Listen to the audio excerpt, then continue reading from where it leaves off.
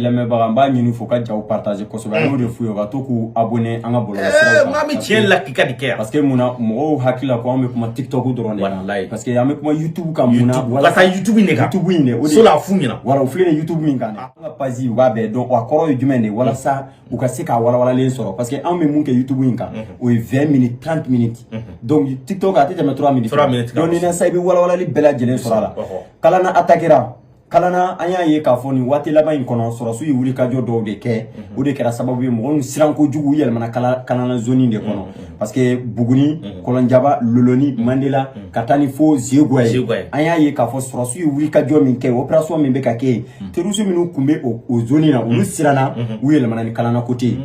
mais mun yɛrɛ de ye problème ye i b'a dɔn problème ba min bɛ yan'u kana attaque in kɛ ni mina da don yanni n ka da don attaque in na i b'a dɔn an ka sɔrɔsiw kan k'u janto u yɛrɛ la quoi gendarme minnu bɛ yen parce que gendarme de bɛ kalan na olu de bɛ poste la yen gendarme de bɛ yen donc sisan olu teri siraw n'u taara duguw la sisan ka taa lakana u kana teriya sama u ni mɔgɔ cɛ population cɛ mun de problème yɛrɛ ye mais hali janfa mun kɛra Kati kɛ a bɛɛ y'o parce que munna teriya in dɛ finitigi yɛrɛ de ni mɔgɔ man kan ka kɛ teri ye ten i y'a faamu donc olu u bɛ se k'u ka information ɲini mais n'i ka information sɔrɔ dɔrɔn a banna mais n'i ye teriya sama e n'a cɛ a bɛ bɔ i ka fɛn bɛɛ kalama a b'a di juguw ma donc kalanna attaque filɛ ka kɛ ten de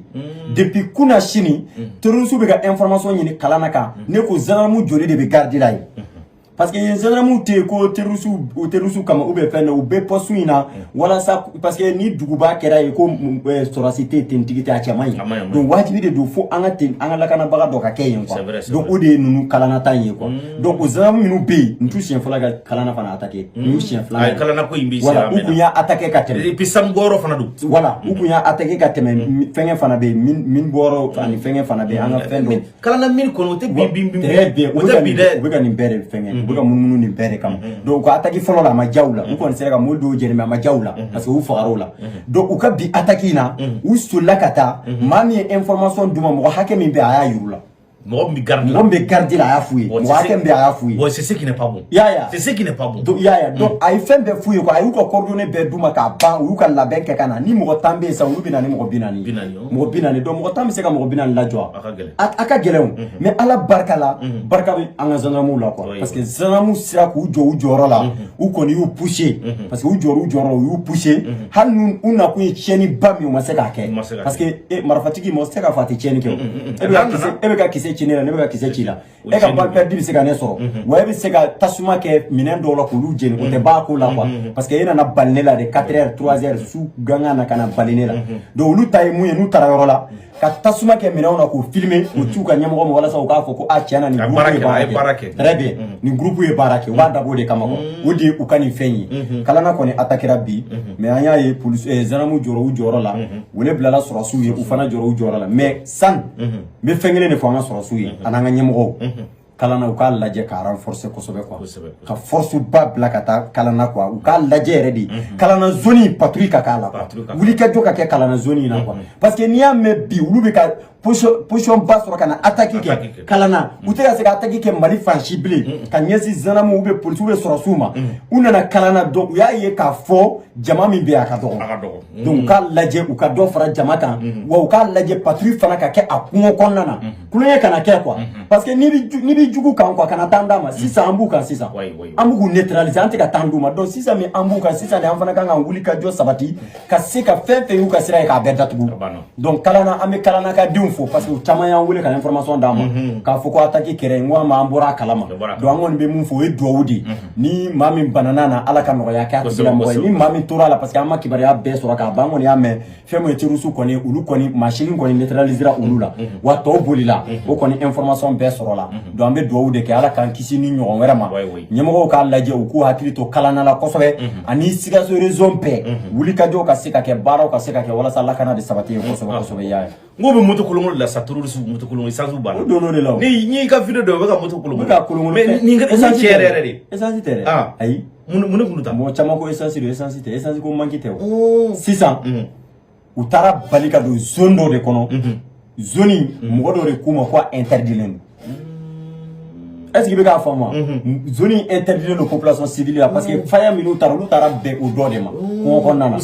u siranna sisan moto mankan mana mɛn dumuni bɛ frappe kɛ donc ça olu b'a pousser dɔɔni k'u yɛrɛ ɲini moto mankan bi drone de b'o capter de o moto n'i y'a mɛn ko drone bɛ minnu na a bɛ moto tigi ye a ti moto bolitɔla de ye o mankan bɛ kɛ gurugudu de o de bɛ capter quoi parce que u kɛlen don k'o de bila drone na sisan quoi voilà o de la ɲɛ b'a la u bɛ k'a pousser mɔgɔ caman ko essence manque de don manque de carburant de don o tɛ o manque de carburant bi dɔw la mais ninnu ta ye mun ye u bɛ k'a pousser e ma dɔw bɛ k'a boli e mun ye e ma ye mɔgɔ fila b'u cɛ la olu doni ba b'olu kɔfɛ olu b'u ta boli yan manque tɛ dɛ olu ta ye mun ye de parce que kabako de dar'u kan u y'a dɔn n'u y'a boli u bɛ gosi mais a ma bali u gosira dɛ mɔgɔ minnu bɔra mɔgɔ 15 de fagar'u la mɔgɔ 15 mɔgɔ 32 de don mɔgɔ 15 fagar'u la mais tɔw kɔni échappera wa moto fana sɔrɔla moto tila bɛɛ sɔrɔla an y'a vidéo fana publier tuguni k'a yira mɔgɔw la fana i b'a dɔn han Bina bɔra ka dabaya de kɛ quoi k'i yɛrɛ yira a tɛ se fɛn mun kɔrɔ a tɛ se fɛn mun na wallahi ka to moto entrepreneur kan k'a fɔ e ni ka commande fila aw filɛ nin ka nin kɛ donc olu ye tapage de aw tɛ se ka fɛn mun kɛ aw tɛ se ka kɛ donc n'a ko k'aw b'o kɛ o ye nkalon de ye ou bien nin voilà donc o de la ne y'a f'i ye ko u bɛ ka fɛn fɛn yira bi a bɛɛ ye nkalon de ye wa a jɔr'u la fana tiɲɛ fana dɔnna donc o de b'a yira anw na k'a fɔ bi an ka sɔrɔsiw bɛ baara la u bɛ wuli ka jɔ la donc an kan ka tɛgɛrɛ f'u kun ka tila k'a fɔ u k'u jija wa an k'an jija an k'u dɛmɛ ni information fana ye d'accord sinon n'an ka taa ɲɛfɛ an ye kunnafoni fana sɔrɔ ko terroriste belebeleba fila fana ko fana fara i b'i se k'u sacogo fɔ ma o ye ani u yɛrɛ mɔgɔ minnu don a kɛra terroriste minnu u minɛna de mɔgɔ fila de don u minɛna Mopti région na Mopti Afrika kɔrɔ cɛdenw armée Mali Russie bɛ baara la sisan wallahi Russie bɛ communiqué min kɛ tile kɔnɔ kuma dɔ communiqué tan ka page yɛrɛ Afrika kɔrɔ ni donna kɔnɔ sisan bɛɛ bɛ taa information ta o de kan sisan tellement que u bɛ information kɛ ka kɛ fan bɛɛ u bɛ jugu minɛ dɔrɔn donc u ye wulikajɔ sabati Mopti région na terroriste maa fila de tun bɛ yen minnu tun bɛ ka mɔgɔw tɔɔrɔ u tun bɛ taa bin mɔgɔw kan donc sisan mun de kɛra ja u tora patrouille de la Afrika kɔrɔ mɔgɔw ni armée malienne de tora patrouille la u tora ka patrouille la u bɛ ka patrouille kɛ ja terroriste fana de tora munumunu u taara bɛn u bɛnna ni ɲɔgɔn ye u bɛnna ni ɲɔgɔn u ka pick-up la donc olu de turu cɛ ka boli olu bolilen sisan u tora boli de la dɛ i b'a ye k'a fɔ direct la mɔgɔ fila bɔra ka bin i m'a ye cɛ min minɛna a yɔrɔ bɛɛ tigɛlen don a bɔra ka bin mobili la donc a binnen a n'a ka marifa bila a tɛ ka foyi kɛ bila a y'a bolo kɔrɔta donc sɔrɔsiw bɛ hinɛ ni yɔrɔ dɔw tan tɛ yen a binna yɔrɔ min o bɛ kisɛ don a la mais an ka sɔrɔsiw bɛ hinɛ kojugu donc u y'a minɛ u y'u fila bɛɛ minɛ k'u siri ka sɔrɔ k'a yira mɔgɔw la k'a fɔ filɛ ne ka boli ka taa k'aw to yen sisan a kɛra cogo di a ma kɛ aw de la a kɛra aw de la o de la a bɛ fɔ k'aw ka marifa bila aw ka bɔ nin ko in kɔnɔ bandiya o bɛ k'aw nɛgɛ k'aw kɛ kojugu de kan i y'a ye donc o tan kelen in kɔnɔ n'o ye an ka groupe wɛrɛ bɛ yen minnu fana bɛ patrouille la nin tile fila in na ko Zecha Babemba olu bɛ yen donc biri mɔgɔw bɛ ka mun kɛ ani fira mɔgɔw bɛ ka mun kɛ donc Zecha Babemba mɔgɔw fana bɛ ka nin kelen de kɛ olu fana tora o patrouille kelen de la don u taara bɔ san fanfɛla la ka taa sɔrɔ maa saba wɛrɛw bɛ yen olu fana bɛ ka mɔgɔw bali ka taa sugu la n'i ko k'i bɛ taa sugu la n'i ma 500 di i tɛ tɛmɛ sugu taga de ka taa sugu jɔ ka t'i ka minɛn fɛ ou bien i ka fɛn dɔw san o n'a wari sara f'i ka 500 de d'u ma ou bien 400 i n'a fɔ ka poste arrangé quoi olu fana t'a kɛra o de marifa b'u bolo marifa b'an bolo i bɛ se ka jɔ o ɲɛ i tɛ se ka jɔ o ɲɛ o a b'i faga fu la 500 kama i t'a d'a ma olu fana y'o wuli ka jɔ de kɛ ka t'o mɔgɔw de sɔrɔ dɛ k'u tɛgɛ da olu kan ayi u ma nin tan ta dɛ ninnu kɔni bolokɔrɔta tɛ dɛ hali n'u kun y'u sen kɔrɔta u t'u to yen u y'u neutraliser ka tila ka jɔ u su ka ye ne y'a vidéo bila groupe kan u y'a ye an ka WhatsApp groupe o de la an b'a fɔ mɔgɔw ye u ka don WhatsApp groupe kɔnɔ u ka taa lajɛ kow bɛ yen nɔ de fɛn dɔw bɛ yen sun tɛ se ka publier réseau kan a tɛ se ka bila page kan donc an b'a bila WhatsApp groupe kan walasa mɔgɔw k'a ye u k'a dɔn k'a fɔ baara min bɛ ka kɛ sɔrɔsiw fɛ sɔrɔsiw bɛ ka terroriste neutraliser cogo min na a su de filɛ nin ye a su de dalen filɛ an y'a bila i b'a dɔn sɔrɔsiw ne sɔnna Zecha Babemba ne sɔnn'u ye k'u jɔra di ka terroriste saba in jɔ camancɛ la k'u sen der'u kan ka sɔrɔ k'a yir'u la k'a fɔ aw ko k'aw ye jadikɛlaw ye a' wuli aw ka jadi kɛ u tɛ se nkalontigɛlaw don dɔw bɛ ɲɔgɔn manipuler ten de ka nkalon da ɲɔgɔn na ten donc ne kɔni bɛ mun fɔ dɔrɔn hali bi patrouille min bɛ sen na u ka continuer n'a ye u continuer ni baara ye ni u ka taa n'a ye ni Ala sɔnn'a ma jamana in a bɛ nɔgɔya wa jamana in bɛ jɔ fana ni Ala sɔnna ni Ala sɔnna ma sur kabako bonne nouvelle belebeleba bɛ yen maaw kun kɔrɔtɔlen don bi ka carburant kɔnɔ 807 o de donna sɔgɔmada in na sul maaw kun ka essence ko u kuma ka kule ci ko essence tɛ yen mais a nana dɛ i bɔra kalama sɔgɔmada n y'a kibaruyaw sɔrɔ essence 807 min donna camion Bamakɔ essence ko kɛra dusukasi ko ye Bamakɔ essence ko kɛra makarito ko ye Bamakɔ essence hali ni donna 2000 hali 2000 n'a donna i bɛ jɔrɔ parce que i b'i yɛrɛ ɲininka a bɛ taa min Bamako folo citerni kemeti fenge kile kono ka ban Bamako folo citerni kemate ban kile kono mais bi 800 citerni be na kile kele na klala ita yebli do ba yira ka fo mo de be munu ba ta trafic sira fa ka ta na yoro la ka ta fere ka waru nyina ka do fana ba ta butili tu ka dugo yi foni domna u ya do semaine were yani sura su ka ta do reno tara na bena gela citerni do na bi citerni keme shigini wolonfla do sura su ye wuli ka joke ka escorte kana nay Afrika kormo nanga armée u ya escorter u donna nay ambu fo ambe do okuye mais fengele ne fie ni donné min fleni mo ka sabali anga sega ko sabali anga donc a fo ni kelente walla ni essence fa ka sokono mo shiti ni parce que ika war bi bolo na ija chuko folo jombe mo nyi essence ala nga sra nga fam station colony noy ka di centre lu kuna ami sa ba ku essence mai ambo befo mais bino e no station ere jugu bebeti joy essence ko gelara da gelara ni sira jumai jugu de ko fuga citerne jeni so asu ti se ka tugu nyonko kana na dongo do ka uti fe citerne de ka jeni bili no to se kana na forcer là mais comment que la citerne si ça là est-ce que be jeni ko mebli depuis Zandaou nana Zanlize daou nana sika so mara la ka ale blay ale boy Zanlize daou kana ne ale depuis nana ka ko coordonner ka bla nyonka citerne ka jeni parce que so asu nana système kura mun terusu et se ka jounye je côté non donc no kera ne akla en population civile en fana ba ladje ka so asu demo ka bara la et so asu bora vazira unana ni citerne ke meshegin sa ka escorter kana na fora ko sini o vidu fana be kla ko escorter ka tanu to mo vidu fana be escorter no de terusu ba vidu jeno ba fo kule citerne jeno awoke vidu fana be escorter vidu be escorter ka tadu vidu be escorter da fale me escorter chuko mina de vidu fana be escorter o chuko kele ne la kata donc faut mo ka se ka famu gelia de bala wo o sura tikele minu ga ni escorting ke ulu bu ka bara do de bla ni escorti sira do bitu ka bara la tuguni ubitu ka bara la tuguni donc faut mo ka se ka ni bere fam ni be mu fo mo ka dewi ani bo mo ka wi mu be essence ko ina mo minu be nu be ga ni ko ke ka dabla kuna shini mo do ene wuli ay information dinama membe ka ko sege modo be jaja essation de essation mo jole no arana plus de 40 personnes mais ba do jawba ke bidon ne kono makla ferera do be wo kono garage do la ubita dugo e bidon duru mobilité do be munna be na bata station do la Bamako ya mina bona station to ne dono de la sam Bamako Kai Segu Sigaso mo de beni ko ina sisa ne sul prevu ka dima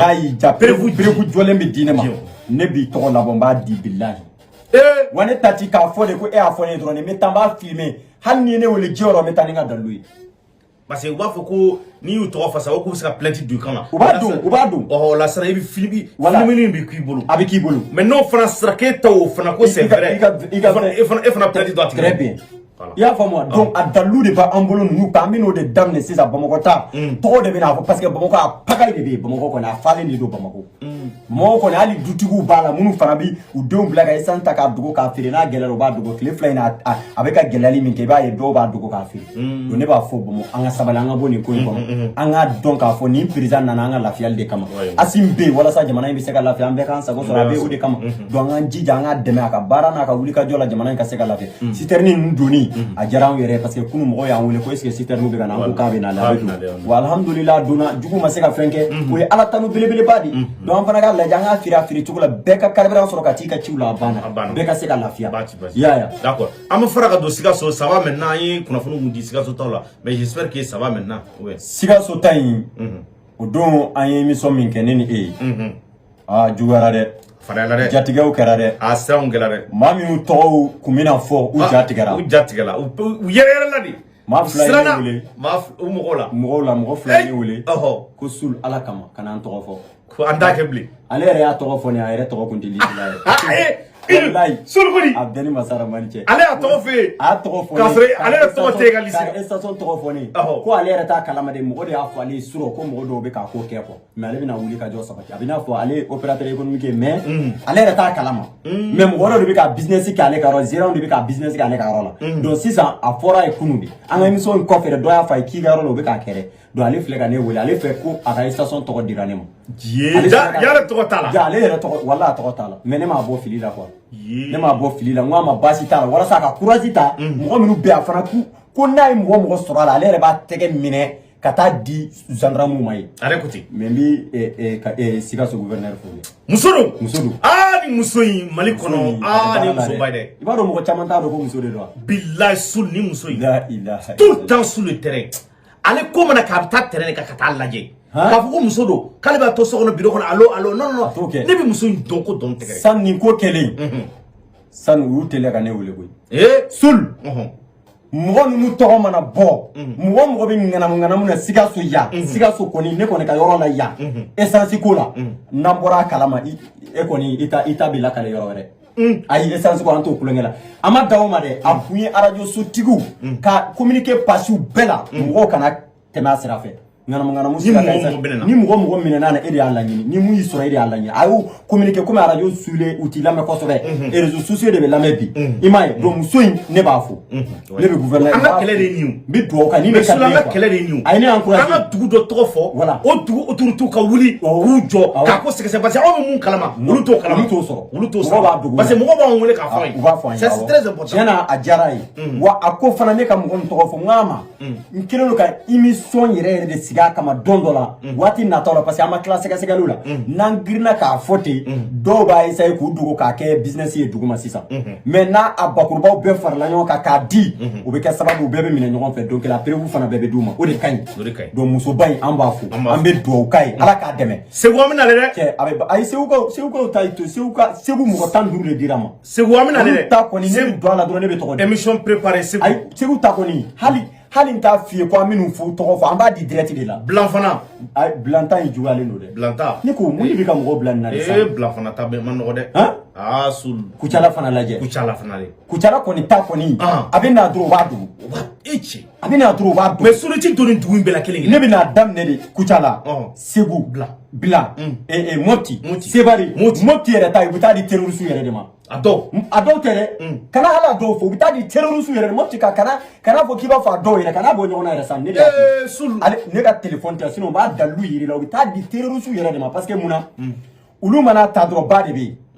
u bɛ kurun ta dɔrɔn u bɛ ba tigɛ i tɛ Mopti dɔn ne de b'a dɔn Mopti ba de bɛ yen u bɛ taa digi sanfɛ dɔrɔn ou bien u bɛ taa barikɔn dangan na dɔrɔn ka sin ka kurun ta yen dɔrɔn ka ba tigɛ dɔrɔn ka taa ni essence ye ka taa di terroriste ma olu bɛ taa di terroriste yɛrɛ de ma e ni ala cɛ dugudenw Mopti ka denw tɛ ka essence sɔrɔ Sebare ka denw tɛ ka essence sɔrɔ a gɛlɛya bɛ olu la wa u bɛ ka litiri kelen feere 3000 francs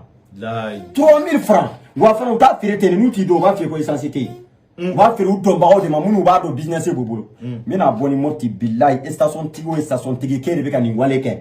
opérateur économique n bɛ bɔ n'a bɛɛ ye Sebare ta n bɛ bɔ n'a bɛɛ ye Bila ta n bɛ bɔ n'a bɛɛ ye Segu ta ka jugu n'o bɛɛ ye n bɛ bɔ n'a bɛɛ ye komi Sikasso ta kɔni tiɲɛ yɛrɛ la gouverneur jɔra Segu dɔw jamana bila dɛ ayi ne b'a fɔ dɛ dɔw jamana bila dɛ n'a ma kɛ tan a ma ɲi il est temps que nin ka kɛ parce que ça bɛɛ bɛ siran ka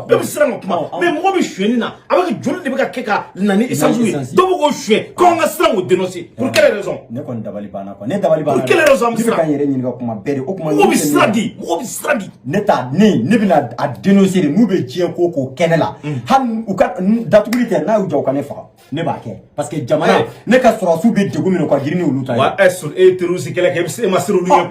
kuma tɛ n'a fɔra k'an bɛ ka terroriste kɛlɛ aw fana bɛ ka ala minɛ ka essence ko gɛlɛya anw bolo tuguni aw tɛ ka gɛlɛya mɔgɔ wɛrɛ bolo de fo maliyɛn denw aw yɛrɛ ɲɔgɔn dɔn aw yɛrɛ ni aw ka jamana kɔnɔdenw o kan ka kɛ yan ni essence ma na là d'accord mais a bɛ ka na aw bɛ ka dogo bi Moptikaw bɛ kasi la essence ko la Sebarekaw bɛ kasi la mun kama parce que a bɛ na dɔrɔn u b'a dogo u bɛ feere kɛ tile kelen dɔrɔn u b'a fɔ a banna k'a banna k'a sɔrɔ citerne 3 de bɛ yen u ye 2 de kelen dɔrɔn feere ka 2 dogo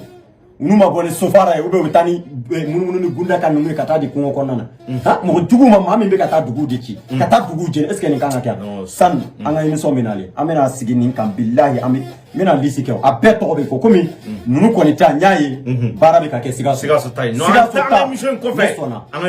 ne sɔnna Sikasso gendarme ye wa ne sɔnna Sikasso gouverneur ye ne sɔnna ye parce que nin b'a yira k'a fɔ baara de bɛ Sikasso wa Sikasso ka denw fana ne sɔnn'u ye parce que olu ko